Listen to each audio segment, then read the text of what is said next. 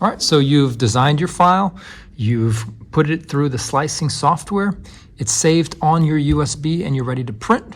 As in level 1, the first thing you're going to do is come over here and turn the printer on. You're also going to go ahead and insert your USB into the printer. As it's getting ready, you're going to open up the door, and you want to make sure the build plate here is nice and clean. Squeeze here, pull it out. Looks pretty good.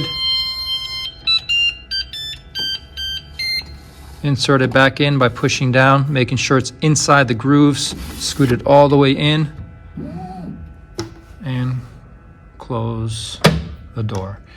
You're all set. Let's go ahead and click Build, USB, and now we got to find the keychain. Mine is the first one, but you may have to scroll through the menu to find it.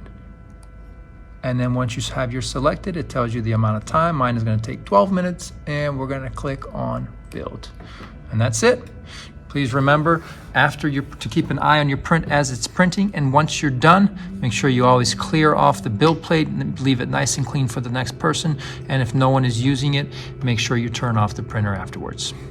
Well done.